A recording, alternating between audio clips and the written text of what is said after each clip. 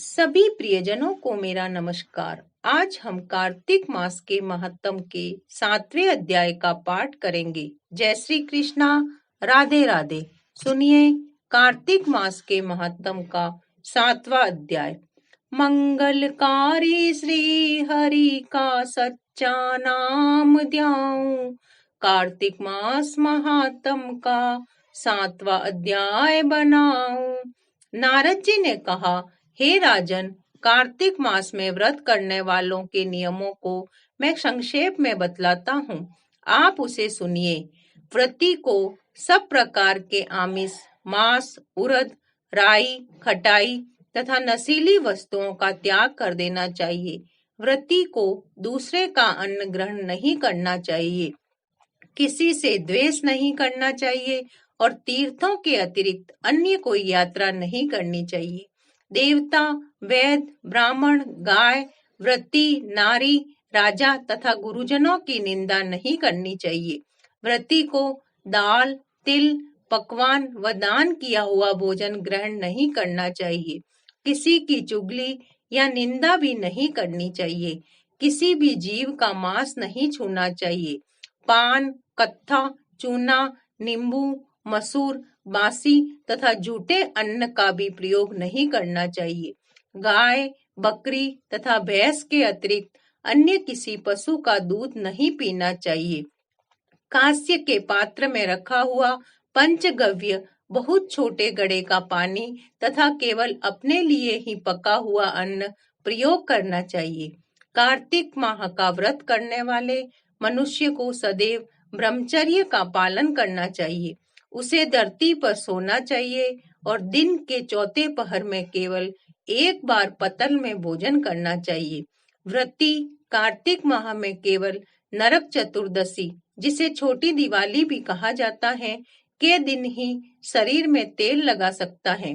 कार्तिक माह में व्रत करने वाले मनुष्य को सिंगाड़ा, प्याज, मट्ठा, गाजर, मूली, काशी फल, लौकी, तरबूज, इन वस्तुओं का प्रयोग बिल्कुल नहीं करना चाहिए।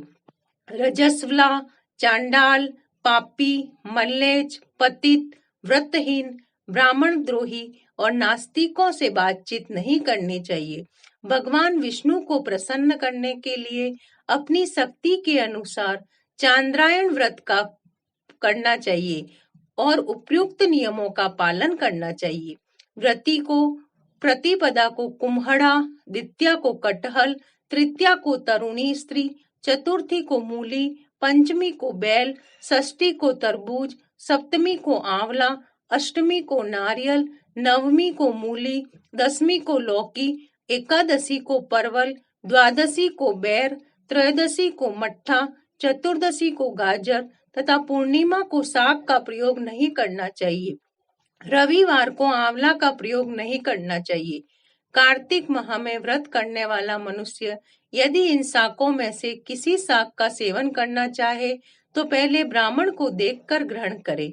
यही विधान माघ माह के व्रत के लिए भी है। देवोत्थानी एकादशी से पहले कही गई विधि के अनुसार नृत्य, जागरण, गायन, वादन आदि करना चाहिए। इसको विधि पूर्वक करने वाले मनुष्य को देखकर यमदूत ऐसे भाग जाते हैं जैसे सिंह की गर्जना से हाथी भाग जाते हैं। कार्तिक माह का व्रत सभी व्रतों में श्रेष्ठ है।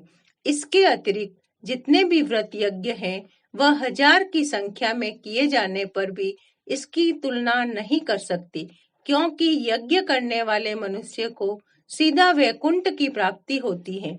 जिस प्रकार राजा की रक्षा उसके अंग रक्षक करते हैं, उसी प्रकार कार्तिक माह का व्रत करने वाले की रक्षा भगवान विष्णु की आज्ञा से इंद्र आदि देवता करते हैं। व्रती मनुष्य जहाँ कहीं भी रहता है, वहीं पर उसकी पूजा होती है, उसका यश फैलता है। उसके निवास स्थान पर भूत, पिशाच आदि कोई भी नहीं रह पाते।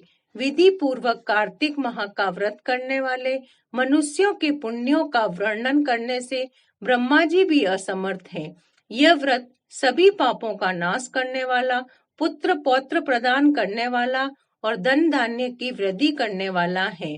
इस प्रकार कार्तिक मास के महात्म का 7वां अध्याय समाप्त हुआ। राधे राधे।